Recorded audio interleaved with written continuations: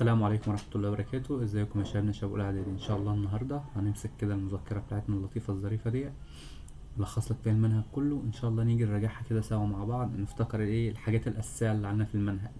طبعا المذكرة ديت يا ولاد ان شاء الله اللي محتاجها هتكون موجودة على جروب التليجرام اللي هسيب لكم الرابط بتاعه تحت، يا ريت تدخلوا وتضيف فيه كل اصحابكم. والمذكرة دي ان شاء الله مش هيطلع الامتحان براها والله ان شاء الله بعون الله. طيب ما تنساش تعمل لايك وسبسكرايب للقناة وتبعت الفيديو ده لكل اصحابك.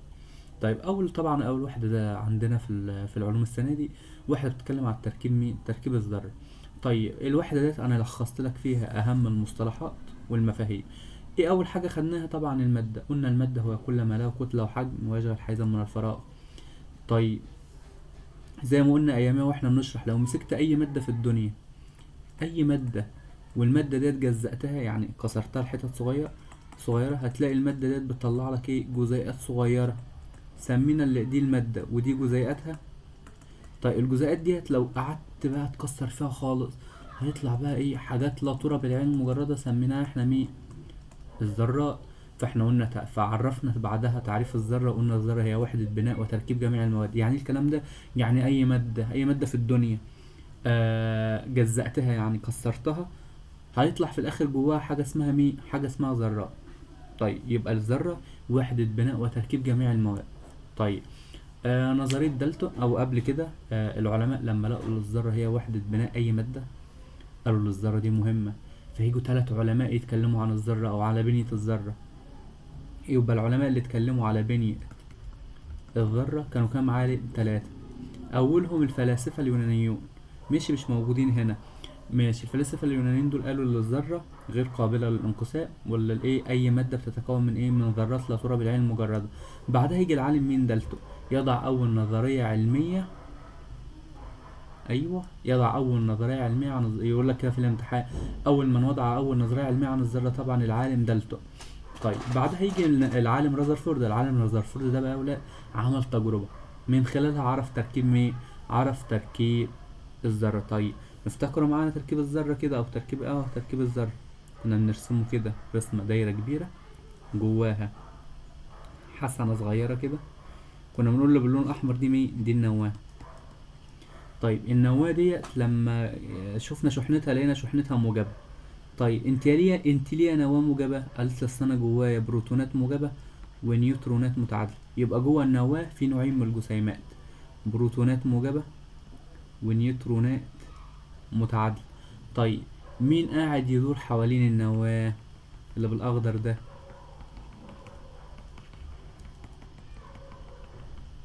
ايوه قولوا معايا، مين قاعد يدور حوالين النواة ده؟ دي مستوى الطاقة يا مستر. طيب مستوى الطاقة دي فيها مين؟ فيها الكترونات سالبة تدور حول مين؟ تدور حول النواة بسرعات ايه؟ بسرعات كبيرة جدا. ماشي، يبقى احنا دخلنا رذرفورد ده وضع اول نموذج تجريبي على للذرة. ماشي، ومن خلاله عرفنا مين؟ عرفنا تركيب الذرة. طيب يا مستر هي الذرة بتتكون من ايه؟ جواها ايه؟ والله الذرة حاجتين. الذرة يا ولاد فيها نواة مركزية موجبة بيدور حواليها الكترونات سالبة الايه؟ سالبة الشحن. طيب ايه هو تعريف البروتونات؟ قالك دي جسيمات موجبة. يبقى البروتونات ديت الجسيمات الايه؟ الموجبة. طب النيوترونات دي والله الجسيمات المتعادلة. طيب الالكترونات والله دي الايه؟ الجسيمات السالبة. حلو الكلام، حلو الكلام. وما تنساش كل واحد درسنا فيه رمزه، شحنته، كتلته. كنا بنقول على كتلة البروتون البروتون 1 يو، انما النيوترون 1 يو، انما الالكترون بقى ده 1/1836 يو. اوعى تنسى الكلام ده كله. طيب بعدها دخلنا في حتة مين؟ حتة الرموز الكيميائية والكلام ده، وقلنا خلي بالك الرموز دي مكملة معاكم يا ولاد، لازم تحفظوها. ماشي، رموز العناصر الكيميائية لازم تتحفظ.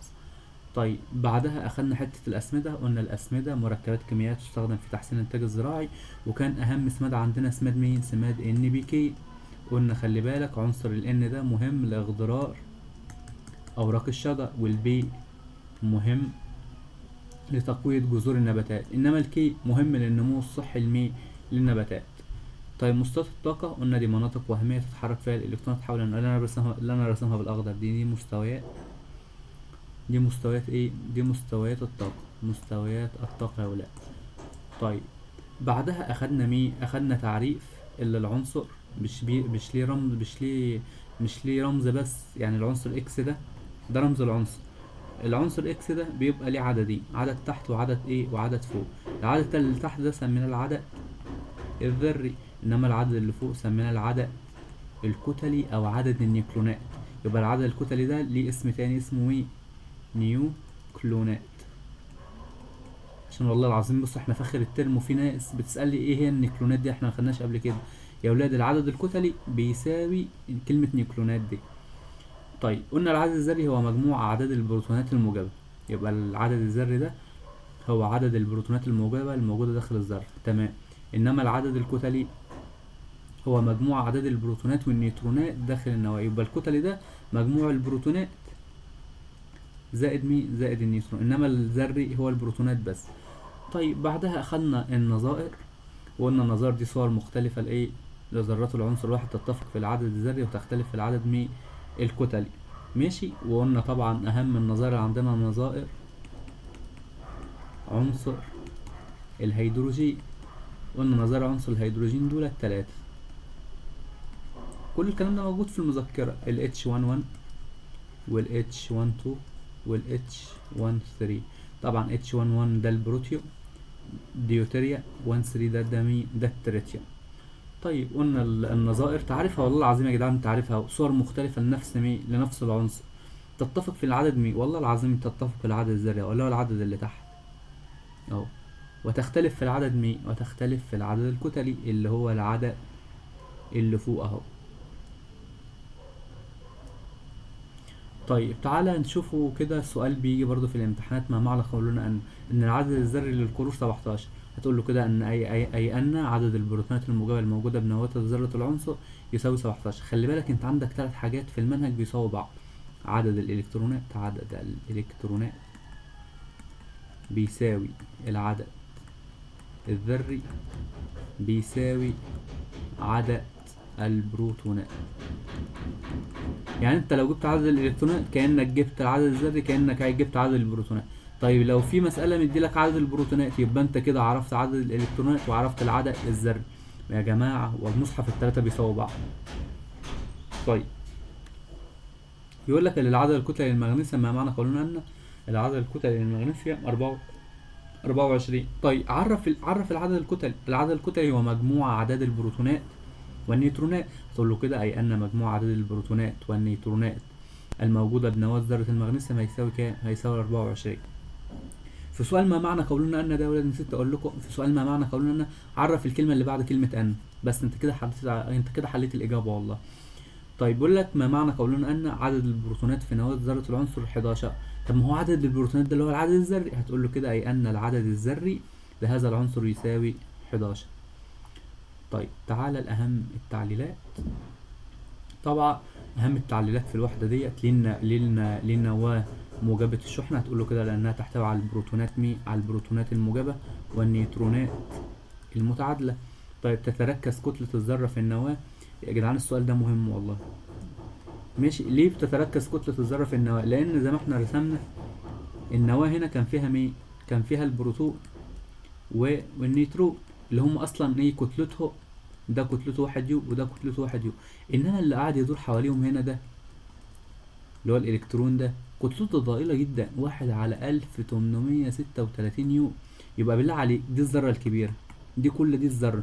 يبقى الذرة بقى كتلتها هتتركز في الالكترون ولا في النواة اللي هي فيها النيوترونات والبروتونات؟ لا كتلتها كده هتركز في البروتونات والنيوترونات، لان البروتون والنيوترون كتلته كبيرة جدا بالنسبة لكتلة بالنسبة لكتلة الالكترون. فهتقول له كده لضآلة كتلة الالكترونات اذا ما قارنت بكتلة البروتون والنيوترون الموجودين داخل الموجودين داخل النواة. فكتلة الذرة كتلة الذرة هي تتركز كتلة الذرة في النواة. طيب بيقول لك رمز عنصر الصوديوم Na وليس SO كما هو متوقع. هتقول له كده لأن العنصر يشتق من الاسم اللاتيني وليس من اسمه الإنجليزي. طب ينصح بعدم الاستخدام المفرط للأسمدة الزراعية؟ طبعا ده يعني ده مفهوم. الحاجة يعني الحاجة الزيادة عن لزومها بتبوظ الدنيا. تقولوا كده لأنه ضرب الإيه بالنبات. يبقى سماد ان بي كده كويس وبيحسن الإنتاج الزراعي، بس أنت بقى ما تروحش بقى تحطه كل شوية كده، أنت بتبوظ الدنيا. طيب اختلاف طاقة الإلكترون في مستويات الطاقة المختلفة. تقول له كده لأن طاقة الإلكترون تزداد كلما ابتعدنا عن النواة. ماشي، لو احنا عندنا دي النواة، فأنت عارف المفروض الحالية اللي بيدور حواليها كم مستوى طاقة؟ أيوة أقول 7. 1 2 3 4 5 6 7. طيب أول المستوى طبعا K L M N O B Q. ماشي، ما تنساش الكي ده اسمه رمز المستوى، رمز المستوى. طيب الان ده الكي ده بياخد حاجة اسمه على العدد، ده بقى اسمه رقم المستوى، رقم المستوى. نقول المستوى كي او ان بيساوي 1، او هنا ان بيساوي 2، هنا بيساوي 3 وهكذا. بس بقى ما تتلخبطش، اوعى تتلخبط، اللي المستوى كي ده بيتملى ب2 الكترون، انما اللي بيتملى بكام؟ ب8 الكترونات. الام ب18. طيب الان ب32. طيب عرفنا ازاي عدد الالكترونات اللي بيتملى بيها كل مستوى؟ من العلاقة 2 ن تربيع، حيث ن رقم المستوى، رقم المستوى. عشان كده قلت رقم المستوى اللي هو الحتة دي يا ولاد كده، الحتة دي ده اسمه رقم المستوى. نقول المستوى كي او المستوى ان بيساوي 1، المستوى ال او ان او رقم المستوى بتاعه 2، المستوى ام او ان بتاعته بتساوي 3، المستوى ان او ام بتاعته بتساوي 4.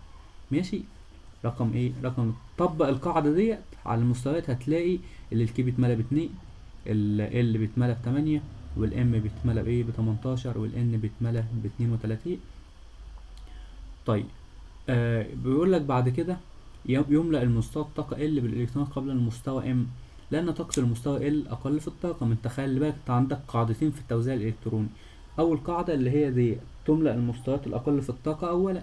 ماشي، يبقى ال ده، يبقى انا لو مثلا يعني لو انا معايا مثلا اربع الكترونات، ذرة اسمها اكس مثلا فيها 5 الكترون اهو، وانت بتوزع كده، ينفع نحط ده مثلا ده الكي وده ال، ينفع نوزع ال5، نقول الاتنين دول انا عايز نحطهم في ال الاول، بعد كده نحط ال3 في الكي. ما انت هو وزعت ال5 صح 2 3، بس غلط. مفيش كلام من ده، الكلام اللي انت عامله ده اسمه عك. احنا بنملأ المستوى الكي الاول اللي هو الاقل في الطاقة، بعدها نملأ المستوى الاعلى في الطاقة اللي هو المستوى ال. حلو الكلام. يبقى مثلا هنا هنقول 2 3. ماشي، فاهمين؟ يا رب تبقوا فاهمين. طيب العدد الكتلي اكبر من العدد الذري، ده بقى العدد الكتلي ده مجموع البروتونات الموجبة زائد النيوترونات المتعادلة، انما العدد الذري ده البروتونات بس. يبقى مين هيبقى اكبر؟ دول حاجتين اهو، عدد الكتلة دي في حاجتين، انما العدد الذري في حاجة واحدة بس، هي البروتونات الموجبة. يبقى تقولوا كده لان العدد الكتلي يساوي مجموع عدد البروتونات والنيوترونات، بينما العدد الذري يساوي عدد البروتونات فقط.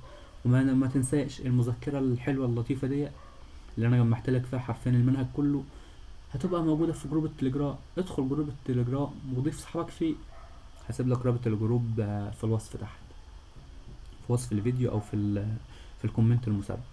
طيب تعال نشوف الصفحة اللي بعدها. الصفحة اللي بعدها برضو بيكمل على اسئلة علل. طيب انت كده كبرت اوي. طيب الراجل الطيب ده بيقول ايه؟ توزيع الالكترون ذرة البوتاسيوم يكون 2 8 8 1 وليس 2 8 9. اشمعنى؟ تقول له كده لانه لا يمكن ان يحتوي مستوى الطاقة الخارجي لاي ذرة على اكثر من 8 الكترونات. طيب تتفق نظائر العنصر في العدد الذري وتختلف في العدد الكتلي. تقول له كده لتساوي عدد البروتونات واختلاف عدد النيوترونات.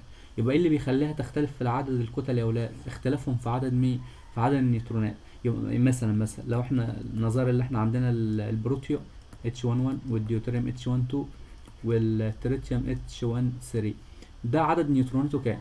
البروتيوم ده النيوترونات هنا 0، انما النيوترونات هنا 1، انما النيوترونات هنا 2. واحد يقول لي مستر انت جبت الارقام دي منين؟ كنا بنغنوها كده، اطرح كتلي ناقص ذري يديلك عدد النيوترونات، اطرح الكتلي ناقص الذري يديك عدد النيوترونات، 1 ناقص 1 0. طب اطرح الكتلي ناقص الذري، ده 2 ناقص 1 واحد. طيب اخد بالك بقى، يبقى العدد الكتلي اختلف في النظائر بسبب اختلافهم في عدد مين، في عدد النيوترونات. طيب لا يمكن معرفة النيوترونات في نواة ذرة نظير عنصر بعملية العدد الكتلي فقط، هتقول له كده لأن عدد النيوترونات بنواة الذرة يساوي الفرق بين العدد الكتلي والعدد الذري. طيب يتساوي العدد الذري مع العدد الكتلي للبروتيوم. السؤال ده مهم جدا وتكرر كتير قوي. اشمعنى العدد الذري مع العدد الكتلي في البروتيوم؟ ادي البروتيوم اهو، بالله عليكم العدد الذري هو واحد والعدد الكتلي واحد، بيساووا بعض دول ولا والله بيساووا بعض. طب اشمعنى؟ هتقول له كده لعدم احتواء على النيوترونات. عدد النيوترونات هنا زيرو، بصفر اهو، لسه مطلعينها اهو. اطرح كتلي ناقص ذري يديلك عدد النيوترونات. السؤال ده مهم جدا. يعتبر البروتون والديوتيريوم والتريتيوم نظائر لعنصر واحد. تقول له كده، هتعرف لهم يعني نظائر، هتقول له كده لانهم متفقين في العدد الذري ويختلفوا في العدد الكتلي. ماشي، النظائر بتتفق في العدد الذري اهو، العدد اللي تحت، وتختلف في العدد الكتلي اللي هو العدد اللي فوق اهو.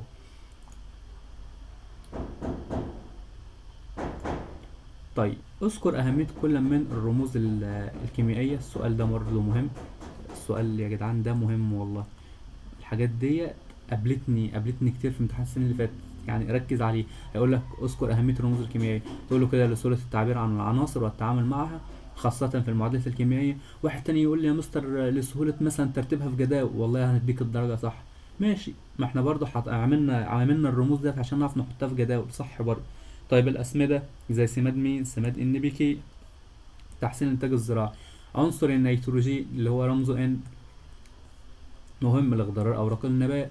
طب الفوسفور اللي هو رمزه B، مهم لتقويض جذور النباتات. طب عنصر البوتاسيوم K، مهم للنمو الصحي للنبات.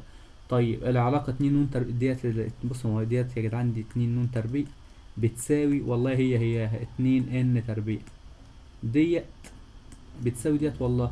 لو العلاقة ديت احنا استخدمناها في ايه؟ هتقول له كده تحديد عدد الالكترونات اللازمة لتشبع مصادر الطاقة الأربعة الأولى. يبقى ايه العلاقة دي؟ استخدمت في تحديد عدد الالكترونات التي يتشبع بها كل مستوى طاقة رئيسي، او المستوى الأربعة الأولى يعني. طيب الجدول ده مهم. طب مهم ازاي يا مستر؟ ايه اللي ممكن يجي لنا السؤال يجي ازاي؟ هيجي يقول لك، يديك اسم العنصر الهيدروجين، يقول لك اكتب لي رمزه. الهيدروجين اتش.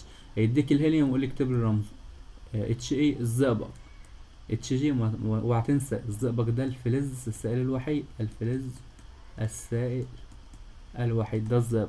طيب الاكسجين، وهكذا. ممكن بقى يعكس، يجيب لك الرمز كده ويقول لك اكتب لي اسم العنصر ده مين ده، تكتبه انت بقى بالعربي. يجيب لك مثلا اف اي ويقول لك ده مين، فانت تقول له الحديد. بي الفوسفور، وهكذا. بي الرصاص. اي اليود، وهكذا. ماشي، يبقى دي طريقة السؤال في الامتحان. هيجي لك كده، يا يجيب لك اسم العنصر بالعربي وانت تكتب رمزه، او يجيب لك الرمز اس اي ويقول لك اكتب اسمه بالايه، اكتب اسمه بالعربي. والاسئله ديت بتتكرر ياما قوي في الامتحانات. الجدول ده مهم جدا. طيب العلماء واسهاماتهم. الفلاسفه اليونانيون قلنا اعتقدوا ان الماده تتكون من ذرات صغيره غير قابله للتجزئه. طيب دالتون وضع اول نظريه علميه عن الذره. يبقى اول واحد وضع نظريه علميه عن الذره هو دالتون. طيب اول واحد على اساس تجريبي طبعا العالم رذرفورد. الاسئله ديت بتتكرر ياما قوي. طيب تعال نشوف الصفحه اللي بعدها. طيب هنا برضو سؤال جميل، بيقول لك قول لنا يا عم الحاج الرقم الدال على كل واحد. برضو سؤال حلو وبيجي ياما في الامتحانات. كتلة البروتون قلنا اللي هو رمزه بي موجة، طبعا كتلته 1 يو. طب كتلة الإلكترون 1 على 1836 يو. ماشي، طبعا كتلة البروتون بتتساوي مع كتلة بالمرة كتلة النيوترون. النيوترون ده اللي هو الجسيمات المتعادلة، برضو كتلتها 1 يو. طيب عدد مستويات الطاقة في الذرة طبعا ايه 7. عدد الإلكترونات التي يتشبع بها بها المستوى الطاقة ام. الام طبعا احنا كنا كاتبين الكلام ده ب18.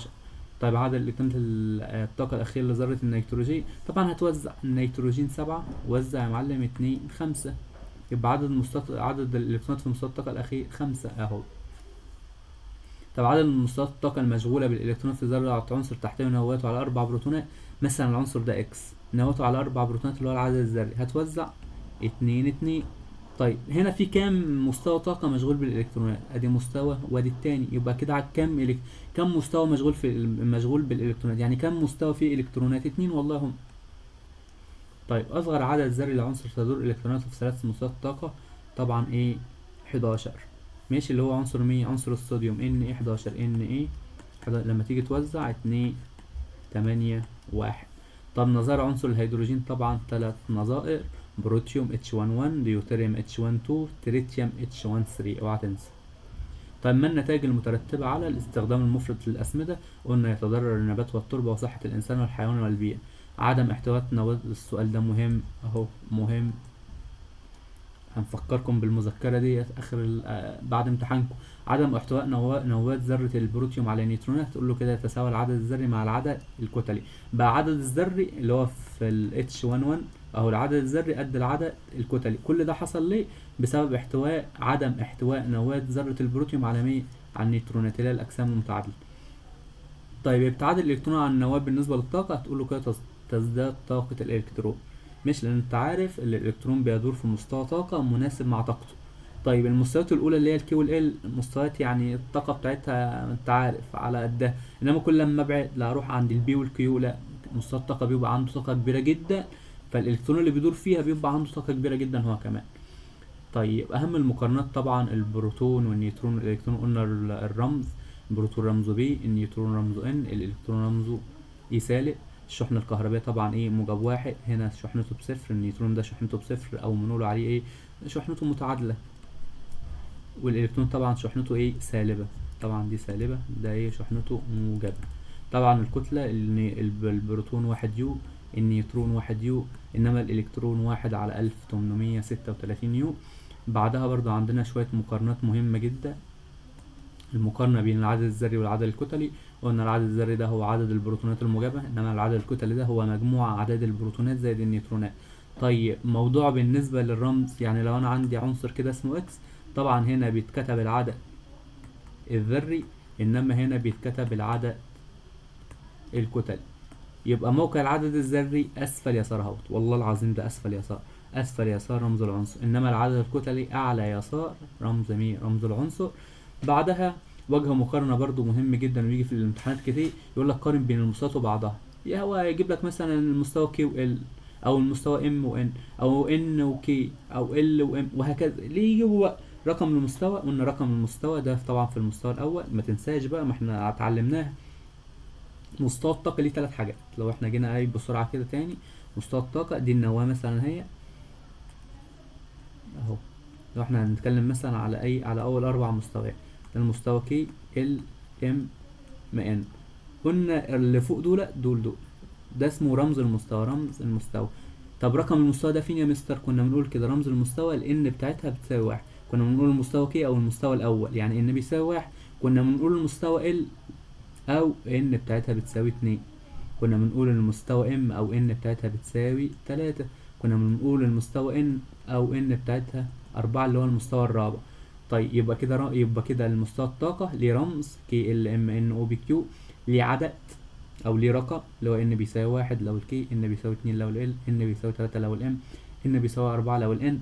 وليه كمان ايه عدد الالكترونات اللي بيتشبع بيها، اللي هو ده عدد الالكترونات اللي يتشبع بيها كل مستوى. قلنا الكي بيتشبع بكام الكترون؟ 2 اهم، انما ال 8، والام ب 18، واخيرا الان ب 32. طبعا هنا برضو وجه مقارنة، برضو جاب لك ذرات العناصر. طبعا التوزيع الالكتروني ده يا ولاد يعني احنا حرام نضيع فيه بقى وقت دلوقتي، انت المفروض ان انت بيرفكتو في التوزيع الالكتروني يعني. طيب انت بص خد بالك من حاجة، خد بالك من حاجة، عدد البروتونات، استنى بلون تاني، عدد البروتونات وعدد الالكترونات والعدد الذري هتلاقيهم نفس الارقام بالظبط. بص 13 في ذرة الالومنيوم، 13 يبقى انت عندك 3 حاجات زي ما قلنا شبه بعض، عدد البروتونات، عدد الالكترونات، والعدد طبعا ده انا بنتكلم في الذرة المتعادلة. نفس الكلام برضو هنا، ماشي، خلي بالكم من الحاجات الصغيرة دي. طيب تعال نشوف الايه الصفحة اللي بعدها. طبعا ده بقى ايه ماستر بيس، والله جمال ودلال والله. طبعا هنا مسك لك النظائر وراح ايه كاتب لك كل حاجة في النظائر. اسم النظير H11 البروتيو، النظير التاني H12 ده الديوتيريا، و H13 ده ده التريتيا. ماشي. طيب العدد الذري كلهم بيتفقوا في العدد الذري، كلهم في عددهم الذري في ايه؟ فيهم واحد اهو، واحد اهو، واحد واحد واحد. طيب عدد البروتونات برضو نفس الكلام، والعدد الذري هو عدد البروتونات زي ما قلنا. طيب العدد الكتلي هيختلف بقى هنا، البروتيوم عدد الكتلي بواحد، انما الديوتيريوم عدد الكتلي اتنين، انما التريتيا تلاتة. طيب عدد النيوترونات، طبعا عدد النيوترونات في البروتيوم صفر، عشان كده العدد الذري والعدد الكتلي بيتساوي. انما هنا عدد النيوترونات في الديوتيريوم اطرح كتلي ناقص ذري يديك عدد النيوترونات، وهكذا. وهنا بقى بيقول لك خلي بالك، لاحظ ان العدد الذري هنا بيساوي عدد الكتل في نواة ذرة البروتيوم. هنا عدد النيوترونات بيساوي عدد البروتونات في نواة ذرة الديوتيريوم، انما هنا عدد النيوترونات هنا ضعف عدد البروتونات في نواة ذرة التريتيوم.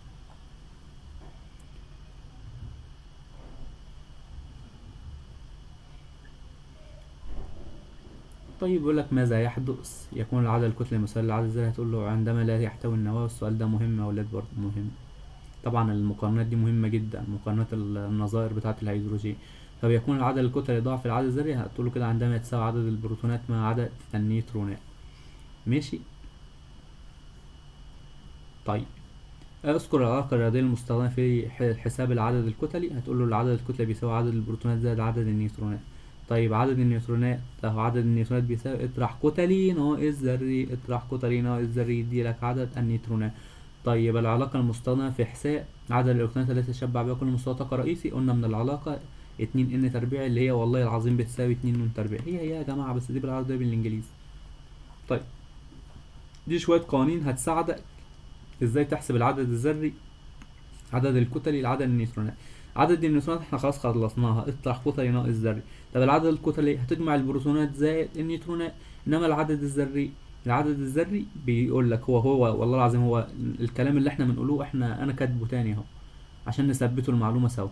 هو بيقول لك العدد الذري بيساوي عدد البروتونات بيساوي عدد الالكترونات، 3 حاجات اهم بيساووا بعض. العدد الذري بيساوي عدد البروتونات بيساوي عدد الالكترونات. طبعا ديت اسئله محلوله، يا ريت تشوفوها. وما تنساش بقى تعمل لايك وسبسكرايب للقناه. ان شاء الله الفتره الجايه والترم الجاي نظبطوا لك شرح كده للعلوم ديت ونلمها معاك برضه زي كل سنه ان شاء الله. طيب دي برضو شويه اسئله محلوله. ماشي. سؤال رقم السؤال، الاسئله دي مهمه جدا يا ولاد، السؤال ده مهم. ماشي، السؤال ده مهم.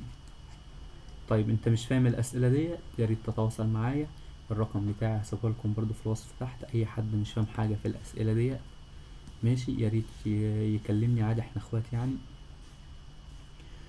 وعادي والله انتوا زي اخوات الصغيرين، وما تقلقش من حاجه يعني. هفهمك السؤال ده بيجي ازاي ويتحل ازاي كمان ان شاء الله.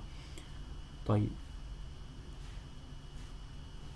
بقول لك خلي بالك بقى، ملاحظات هامه، حاجات بقى ما بين السطور قوي يعني، حاجات يعني ما ياخدش باله منها غير طالب يعني ايه، طالب متفوق. بيقول لك اللي صخر الحجر الجيري يتركب اساسا من ماده كربونات الكالسيوم. تعد البروتونات والنيوترونات والالكترونات جسيمات دون ذريه، يعني اقل من الذره، دون ذريه يعني اصغر من الذره. شحنه البروتون تساوي شحنه الالكترون في المقدار وتخالفها في ايه، في النوع. شحنه البروتون تساوي شحنه الالكترون، الاتنين ايه، سالب في واحد سالب واحد والتانية ايه، موجب واحد، بس بتخالفها في في النوع، دي موجبة ودي سالبة. تقدر كتل المكونات دون الذرية بوحدة اليو. اليو ديت هي اتوميك ماس يونت، اللي احنا اختصرناها بحرف اليو. دي وحدة صغيرة جدا لقياس الحاجات الصغيرة جدا. ماشي. بيقولك مستوى الطاقة الخارجي لأي ذرة لا يحتوي على أكثر من 8 إلكترونات. ماشي يا عم، شوية حاجات، شوية ملاحظات يعني. أنا عايزك برضو كده إن شاء الله وأنت فاتح المذكرة دي تقرا الحاجات دي، تستفاد جدا والله، وديت موضع أسئلة، كل ده موضع أسئلة. طيب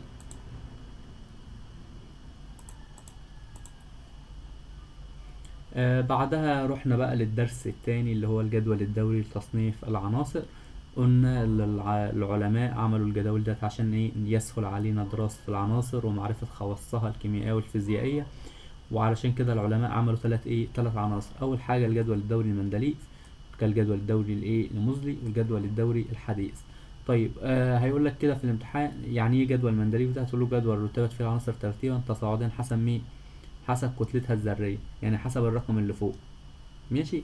انما الجدول الدوري الموزلي جدول رتبت فيه العناصر ترتيبا تصاعديا حسب اعدادها الذريه، اللي هو الرقم اللي تحت. طيب الجدول الدوري الحديث بقى اخد حته من موزلي، اللي هو جدول رتبت فيه العناصر ترتيبا تصاعديا حسب اعداد الذريه. لحد هنا شبه موزلي بالظبط اهو. بعدها كمل وطريقة ملء المستويات الفرعية بالإلكترونات. يبقى أنت خلي بالك، لو كتب هنا وسكت لحد الذرية وسكت يبقى ده جدول مزن. طيب كمل وطريقة ملء مستويات الطاقة الفرعية بالإلكترونات، يبقى ده هنا قصدي بيتكلم على الجدول الدوري الحديث. بعدها مسكنا بقى الجدول الدوري الحديث ده، عرفنا اللي فيه دورات ومجموعات. ايه هي الدورات دي؟ الصفوف الأفقية بالجدول الدوري. المجموعات دي الأعمدة الرأسية. وعرفنا الجدول ده فيه شوية عناصر كده سميناهم فلزات ولا فلزات وأشباه فلزات وغازات خاملة. هنا احنا اتكلمنا على أشباه الفلزات، قلنا عناصر تجمع خواصها بين خواص الفلزات وخواص اللا فلزات. يعني عناصر عندها شوية خواص من الفلزات وشوية عناصر شوية خواص من اللا فلزات، فسميناها احنا أشباه الفلزات. طب إلكترونات التكافؤ هي ديت الإلكترونات مستوى الطاقة الأخير للذرة. يبقى أي ذرة بيبقى فيها إلكترونات في مستوى الطاقة الأخير، احنا سميناهم إلكترونات غلاف في التكافؤ أو إلكترونات التكافؤ. طيب تركيب لويس، ايه هو تركيب لويس ده؟ قال لك ده التمثيل نقطة الإلكترونات التكافؤ حول رمز مين؟ حول رمز العنصر. بعدها تكافؤ العنصر، قلنا ده عدد الإلكترونات المفردة في تركيب لويس. طب رقم الدورة رقم يدل على عدد مستويات الطاقة المشغولة بالإلكترونات. طب رقم المجموعة رقم يدل على عدد إلكترونات مستوى الطاقة الأخير في ذرة مين؟ في ذرة العنصر. طبعا هنا مش بتكلم عن المجموعة الصفرية. طب العدد الذري ده مجموع أعداد الإلكترونات التي تدور في مستوى الطاقة حول النواة. طبعا دي أهم المصطلحات برضو العلمية في الدرس التاني. أول جدول دوري حقيقي لتصنيف العناصر طبعا جدول مندليف. فلزات تقع أقصى يسار الجدول الدوري، طبعا دي فلزات الأقلاء. عنصر يقع بين الليثيوم والبوتاسيوم في مجموعة فلزات الأقلاء طبعا الصوديوم. طبعا كل الكلام ده يا أولاد أنت لو عارف الجدول الدوري، رسمة الجدول الدوري في دماغك، هتلاقي كل الأسئلة دي بالنسبة لك تافهة وعبيطة. عناصر المجموعة 7A طبعا دي الهالوجينات. فالتي ينتمي على عنصر الهيدروجين فئة طبعا فئة B. كل الكلام ده لو انت عارف الجدول الدوري في دماغك كده ويعني مرسوم في دماغك ومحفور، هتلاقي الكلام ده سهل جدا. طيب أهم التعليلات هنا، اللي هو بيقول لك تعددت محاولات العلماء لتصنيف. ليه العلماء حاولوا يصنفوا العناصر؟ هتقول له كده لتسهيل دراستها واستنباط العلاقات بين العناصر وخواصها الفيزيائية والكيميائية. طب أعاد موزلي ترتيب العناصر تصاعد حسب عدد الذرية. هتقول له كده لأنه اكتشف أن دورية خواص العناصر ترتبط بعدد الذرية وليس بكتلتها الذرية. والسؤال ده مهم اتكرر كتير، خلي بالك منه. طيب معانا ايه بعد كده؟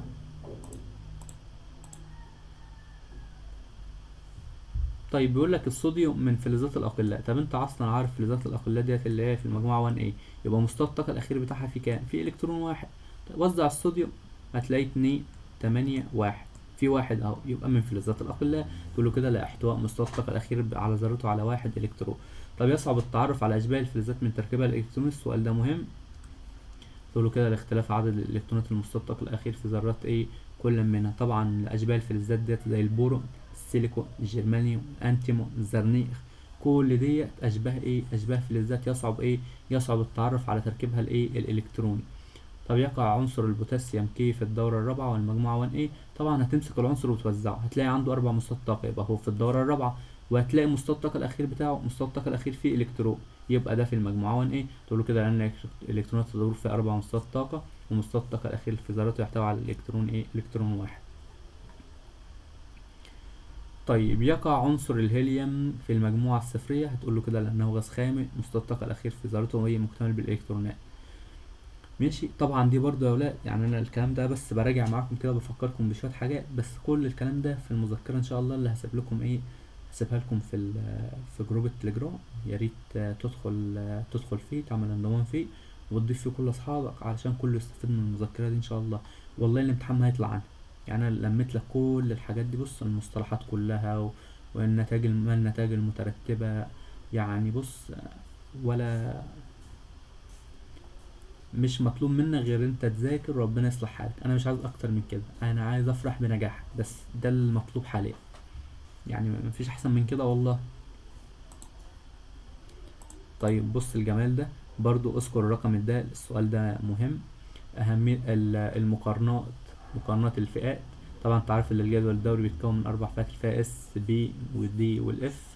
ممكن في الامتحان يقول لك ايه، يقول لك قارني ما بين الفئة اس وبي، ودول متوقعين جدا على فكرة، يبقى دول مهمين خالص دول. طبعا الفئة اس تقع ايه يسار الجدول الدوري، تتكون من مجموعتين 1A و 2A.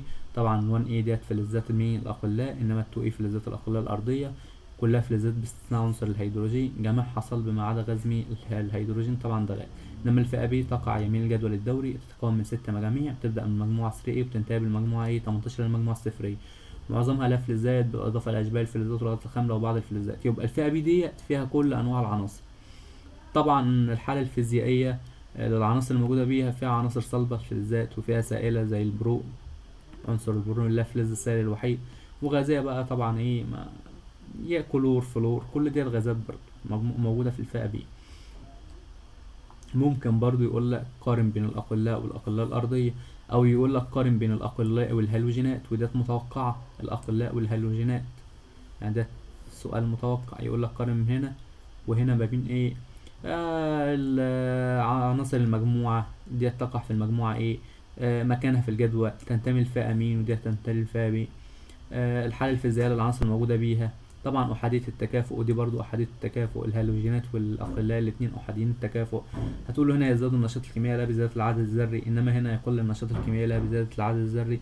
يعني هنا أنشط الفلزات هيبقى عنصر السيزيوم، اوعى تنسى، اللي هو رمزه CS. انما هنا انشط اللافلزات في الهالوجينات هيبقى الفلور، اللي هو F9. طيب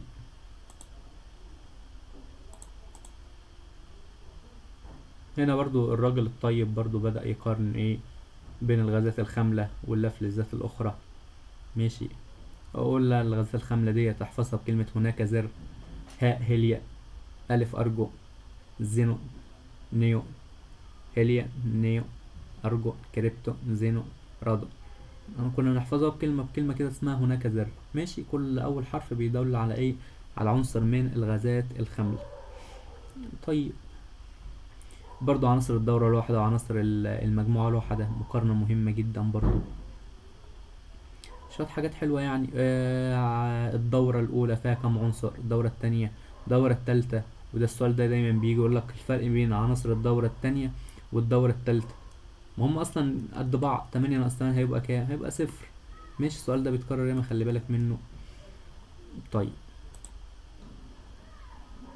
عندك برضو هنا اهم العلماء واسهاماتهم مهم، الاساس العلمي، تصنيف الجدول، سؤال يعني ده سؤال 100% جاي، مهم جدا.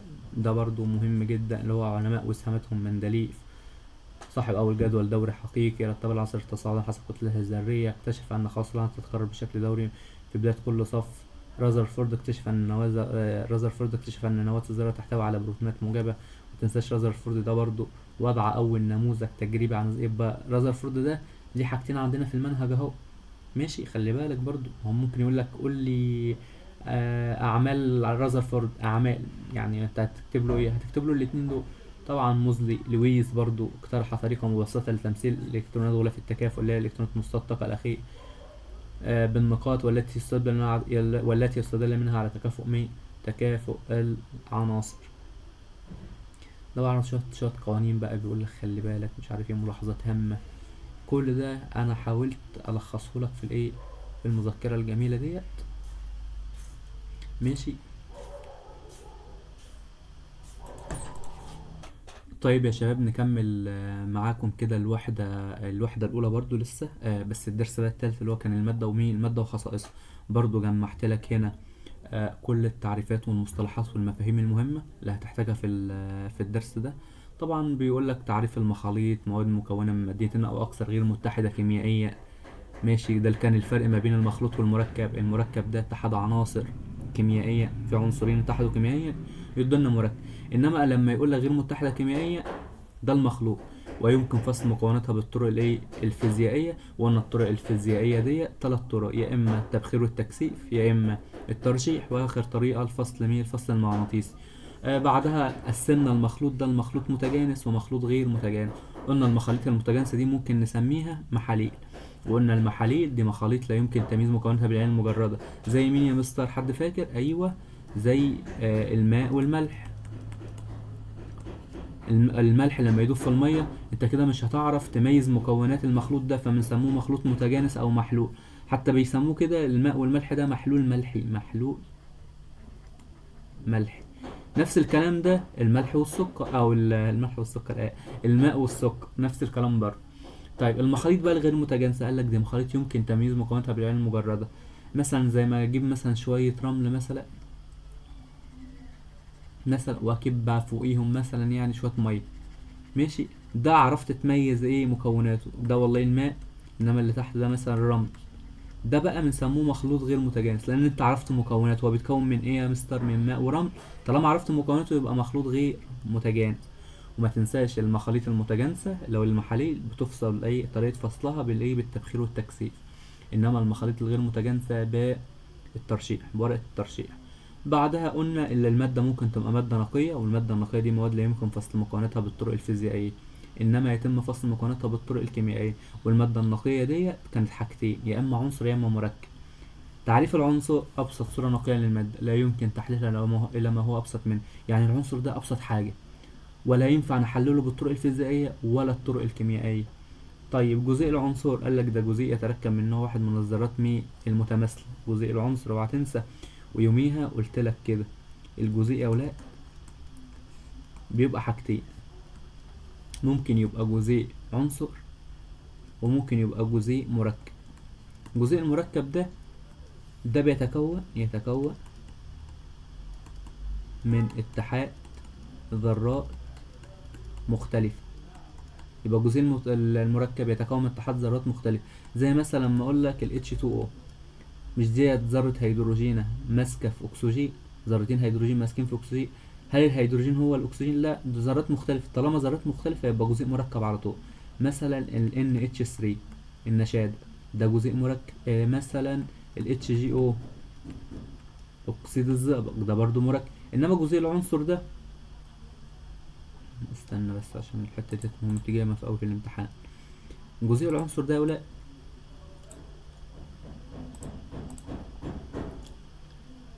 جزيء العنصر ده كان ممكن يكون 3 حاجات. ممكن جزيء العنصر ده يبقى 3 حاجات. ممكن يبقى جزيء عنصر بيتكون من ذرة واحدة، او جزيء عنصر بيتكون من ذرتين، او جزيء عنصر بيتكون من اكثر من ذرتين.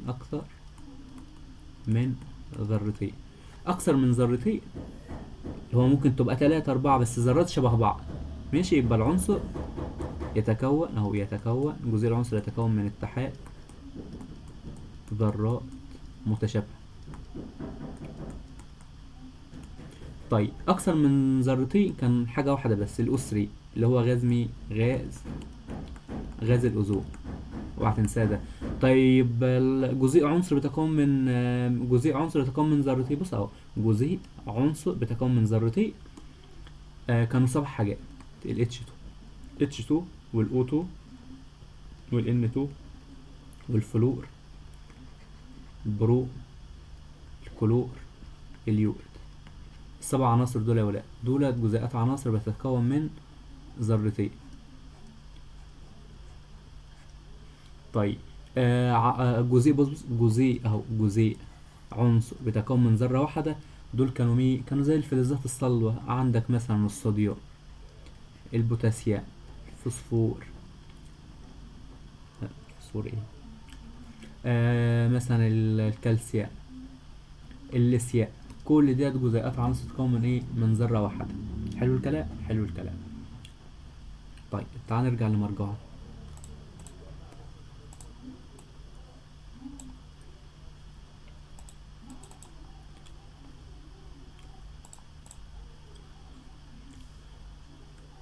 طيب جزيء المركب، قالك ده جزيء يتكون من ذرات اهو. بص هو اللي بيقول لك اهو ذرات مختلفة اهو، هو اللي بيتكلم اهو ذرات مختلفة. طب المركبات العضوية، طبعا دي مركبات ترتبط فيها ذرات الكربون بذرات الهيدروجين، وقد ترتبط بذرات اخرى. طبعا المركبات العضوية ديت بيسموها مركبات عنصر الكربون، ماشي، لان الكربون يدخل في تركيبها بصفة اساسية. طب يعني ايه صيغة جزيئية؟ قالك دي صيغة رمزية تعبر عن نوع عدد الذرات. يعني مثلا لما انا نقول لك احسب لي مثلا عدد العناصر والذرات في المركب ده CaCO3. مركب اسمه كربونات، ده المركب ده اسمه كربونات الكالسيوم. شفتوا CaCO3 دي بنسميها الصيغة الجزيئية يا ولاد. دي صيغة جزيئية، صيغة تعبر عن نوع وعدد الذرات. فلما يقول لك سؤال في الامتحان كده احسب لي عدد الذرات والعناصر في العنصر ده، انت هتقول له والله عدد العناصر بتساوي عدد الذرات بيساوي. طيب بص، لما يقول لك احسب لي عدد العناصر، خبي الارقام الموجوده. يعني ايه خبي الارقام الموجوده يا مستر؟ يعني بص، خبي الثلاثه كانك مش شايف الثلاثه دي خالص، وعد العناصر. هتلاقي عندك عنصر الاكسجين، عنصر الكربون، وعنصر الكالسيوم. طبعا ده بيرجع ان انت تبقى عارف اصلا رموز العناصر. ركز، شفت؟ عشان كده قلت لك رموز العناصر دي مهمه، احتاجناها تاني اهو. ماشي، يبقى لما يقول لك عد العناصر هتخبي اي رقم موجود، الثلاثه دي كانك مش شايفها خالص. ماشي، عد كده، ادي ذره كربون، ذره اكسجين، ذره كالسيوم، يبقى ايه؟ 3 عناصر. طب لما يقول لك عد الذرات هتعد كله بالايه؟ هتعد كله بالارقام. يبقى 3 ذرات اكسجين زائد ذره كربون ادي 4، زائد ذره كالسيوم يبقى كام؟ 5. ماشي، ده اسمها الصيغه ايه؟ الصيغه الجزيئيه. والسؤال ده مهم وبيتكرر في الامتحانات، يجيب لك مركب زي ده كده، ماشي، ويقول لك احسب لي عدد الذرات والعناصر الموجوده فيه. بعدها خدنا الخواص الفيزيائيه، دي الخواص التي ايه؟ خواص الماده التي يمكن ملاحظتها وقياس بعضها. اللزوجه خاصيه فيزيائيه للمواد السائله تعبر عن مدى مقاومتها للتدفق وحركه الاجسام خلالها. واخدنا الكثافه خاصيه فيزيائيه تستخدم للتمييز بين المواد التي تطفو على سطح الماء والمواد التي تغوص فيه. درجة الانصهار طبعا الدرجة التي يبدأ عندها تحول المادة من الحالة الصلبة للحالة السائلة. والخواص الكيميائية دي الخواص للمادة التي لا تظهر إلا عند حدوث تفاعل كيميائي وتؤدي إلى تغير شكل المادة وتركيب المادة. طيب بعدها اكتب المصطلح العلمي. مركبات كيميائية لا تحتوي على ذرات كربون بصفة أساسية، دي المركبات الغير عضوية.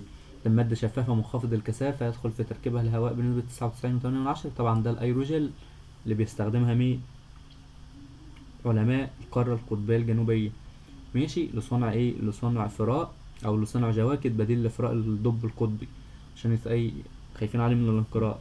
طب سبيكة أخف من الألمنيوم، والسؤال ده بيجي ياما قوي. طبعا سبيكة الألمنيوم هو سبيكة الألمنيوم التيتانية.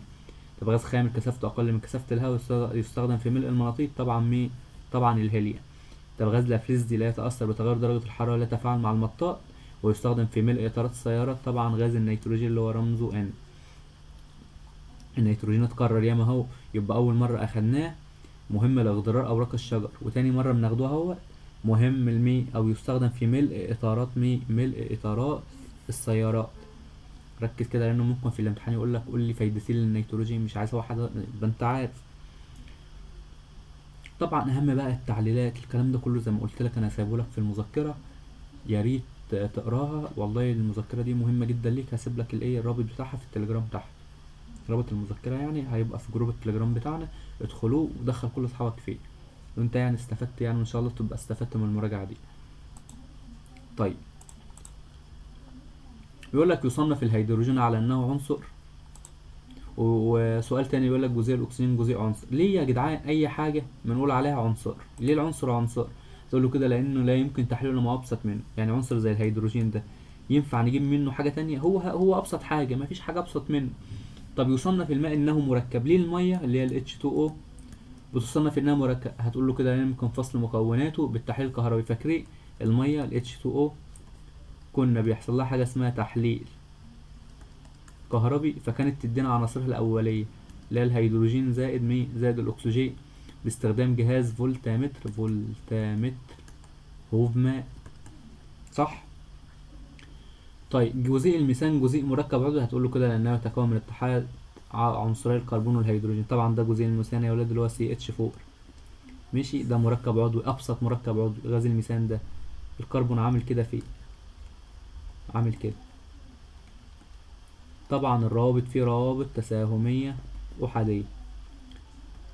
طيب يسهل تقليل الماء عن تقليل العسل، هتقول له لأن لزوجة الماء أقل من لزوجة العسل. سهل ده. طب ليه الفلين بيطفو؟ تقول لي كده والله لأن كثافته أقل من كثافة الماء، بينما يغوص الحديد لأن الحديد كثافته أعلى من كثافة الماء أو أكبر من كثافة الماء. طيب يستخدم الايروجل، والسؤال ده مهم، تقول له كده لانه اخف المواد الصلبه المعروفه، يتميز بشده متانته وقدره كبيره على العزل وشده المتانه. طب قابلية المادة للاحتراق في قابلية المادة للاحتراق من الخواص الكيميائية، لأنه من الخواص الكيميائية التي تظهر إلا عند حدوث تفاعل كيميائي يؤدي إلى تغيير شكل وتركيب المادة.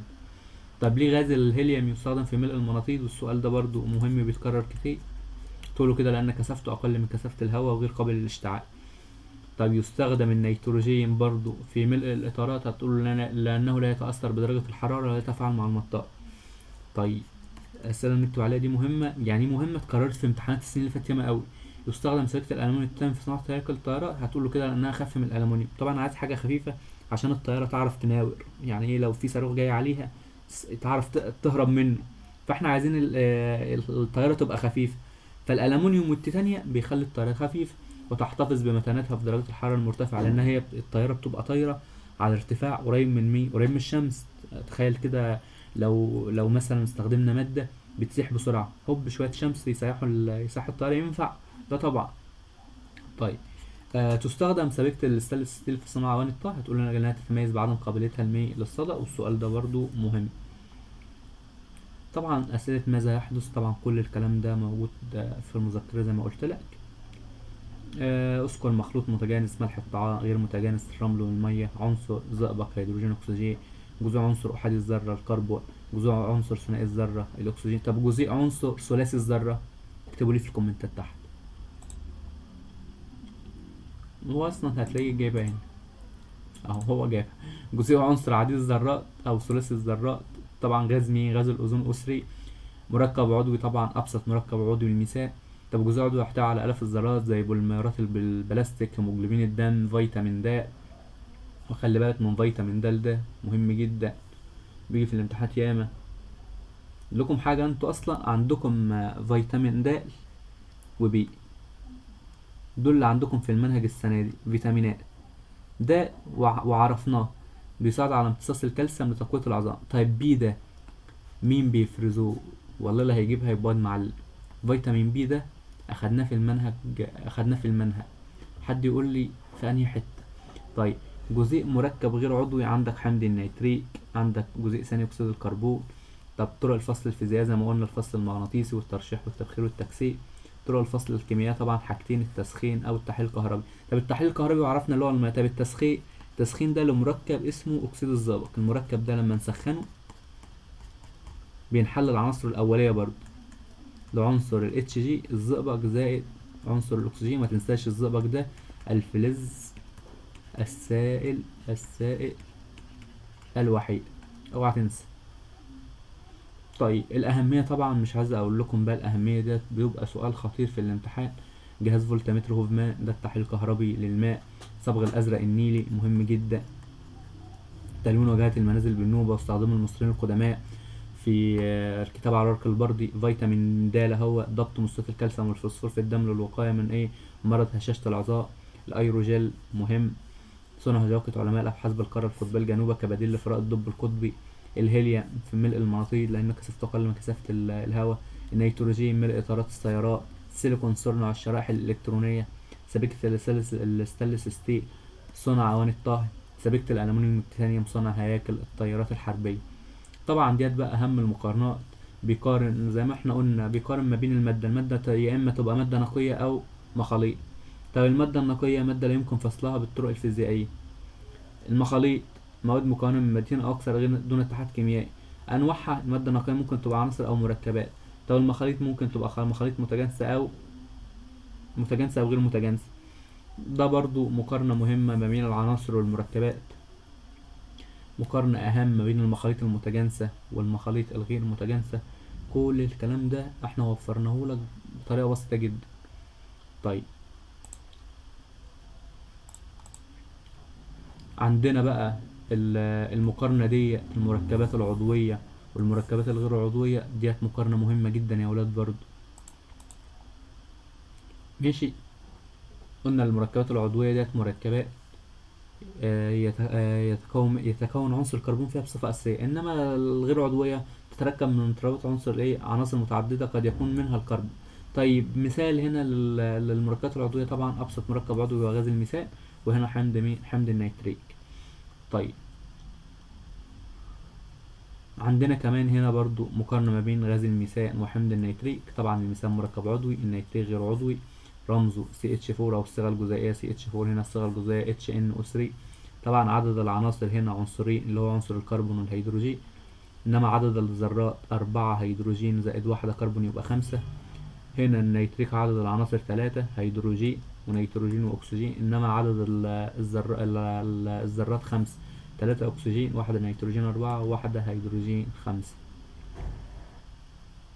طبعا الجهاز ده جهاز فولتامتر هوفمان يا ولاء. الجهاز ده بيستخدم في تحليل الماء كهربيا. بيبقى داخل المية كده يطلع مين؟ يطلع هيدروجين زائد أكسجين. بس خلي بالك غاز الهيدروجين بياخد الحجم الكبير ده، ماشي.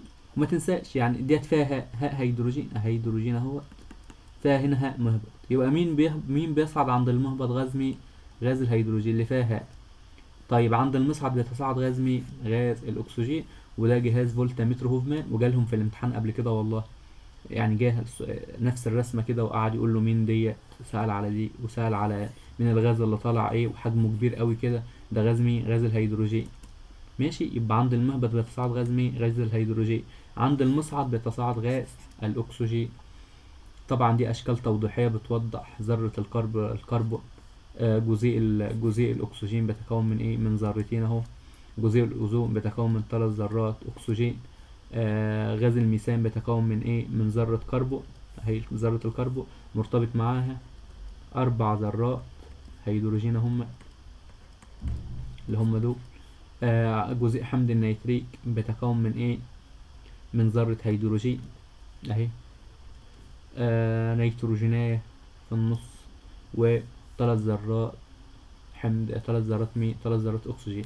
دي اشكال تفهمك يعني الدنيا رايحة فين، لان ممكن يسألك على الحاجات دي، يجيب لك رسمة زي دي 3 ذرات شبه بعض ويقول لك مين ده، ماشي. يقول لك مين ده، طيب مين، وهكذا، ماشي. فانت تبقى واعي، ده طبعا جزيء عنصر، تمام. تبقى يعني واعي للكلام ده كله. طيب اخر درس في الوحده ديت، الوحده الاولى ديت، الوحده الكبيره قوي ديت، درس مين؟ درس الروابط الكيميائيه. اخدنا في الروابط الكيميائيه ديت يا ولاد تعريف الغازات النبيله او الغازات الخامله. قلنا العناصر دي عناصر مستقره. قلنا الفلزات عناصر مستوى طاقتها الاخير 1 أو 2 أو 3، تميل الى فقد الكتروناتها متحوله الى ايونات موجبه. الايون الموجب ده ذره عنصر فلزي فقدت الكترون او اكثر. الايون السالب ذره عنصر لا فلزي اكتسبت الكترون او اكثر. اخدنا الترابط الايوني، اخدنا يعني مركب ايوني، اخدنا الرابطه التساهميه والمركبات التساهميه. كل الكلام ده اخدناه في في الوحده الرابعه او الدرس الرابع. اهم التعليلات، ممكن نقول كده على اهم التعليلات هنا. السؤال ده مهم، ايون المغنيسيوم يحمل شحنتين موجبتين، ماشي. ممكن كمان هنا الصفحه اللي بعدها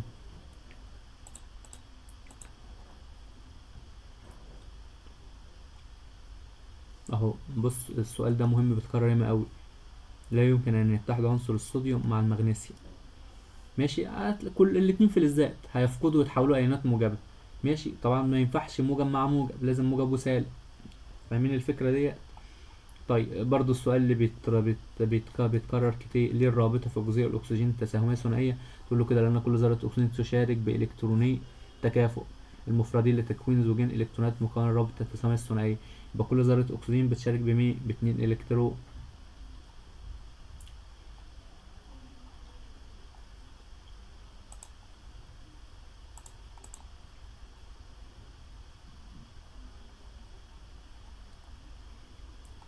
عندنا برضو بيقولك اذكر المثال لمركب ايوني او جزيء ايوني، طبعا كلوريد الصوديوم مركب تساهمي بيها رابطة تساهمية أحادية جزيء الهيدروجين أو كلوريد الهيدروجين HCl. ده برضو مركب الرابطة فيه تساهمية أحادية. طيب ثنائية زي الأكسجين، ثلاثية طبعا زي جزيء النيتروجين. طبعا دي مقارنات برضو، المقارنة المهمة جدا كأيون الموجب والأيون السالب. الأيون الموجب اللي بنسموه كتايون، الأيون السالب اللي بنسموه أنايون. المقارنة دي مهمة جدا فوق مما تتخيل، تيجي أوي في الامتحانات برضو. عندك الذرة والأيون، الترابط الأيوني والترابط التساهمي مهمين جدا. عندك المركبات الأيونية والمركبات التساهمية، عينك بقى على دي بقى. المركبات الأيونية معظمها يذوب في الماء، إنما المركبات التساهمية معظمها لا يذوب في الماء. محاليلها المائية ومسوراتها توصل التيار الكهربي دي مين؟ للمركبات الأيونية. إنما المركبات التساهمية لا توصل التيار الكهربي. طيب ديت المركبات الأيونية درجة انصهارها وغليانها مرتفعة، إنما ده المركبات التساهمية درجة انصهارها وغليانها منخفضة. بعدها تركيب لويس والترابط الأيوني مهم جدا، تبقى بتعرف ترسم لويس أصلا. ماشي. تركيب لويس النقطي، يبقى بتعرف ترسمه، بتعرف تعمل الروابط زي الأشكال ديت كده. ماشي.